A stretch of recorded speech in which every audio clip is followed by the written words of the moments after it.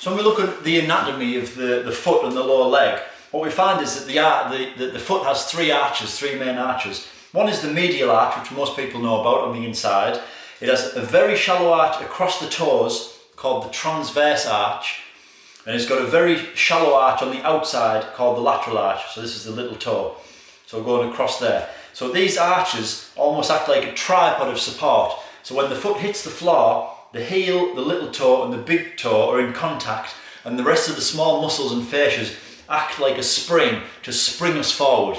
The muscles in the arches of the feet almost act like a sling mechanism to hold those arches up. So when the muscles in the arches of the feet don't get worked properly, those bones start to drop down and collapse, and the arches start to collapse. So people with fallen arches or dropped arches develop things like Morton's neuroma, you can develop bunions, metatarsalgia, plantar fasciitis, all because these muscles aren't working properly to hold the arches of the feet up so that they can't produce this natural spring mechanism. So when we lived in this natural terrain or this natural environment, these muscles would have got worked or stimulated on a daily basis of walking over our natural terrain, on riverbanks, over stones, over cobbles, and they know that walking over cobblestones or uneven surfaces stimulates not only the muscles but also the reflex points in the feet, which relate to all of the organs of the body. So in the therapy of reflexology, each point in the foot relates to a different organ in the body. So by moving over this natural terrain of uneven cobbled surfaces, you're stimulating the muscles, but you're also stimulating all of these reflex points to help mobilize and free off organs in the body.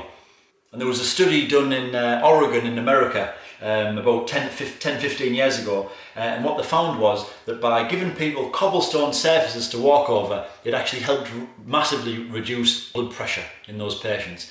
There was an article in the paper a couple of years ago that people who live in areas where there's still cobblestones, cobbled streets, live much healthier lives, have much lower blood pressure than people who live in areas where there's flat surfaces. So because we all have areas where there's flat surfaces now, we need something to stimulate these muscles. So if we get a tennis ball or something like that, you can also get mats that produce the same action as cobblestones.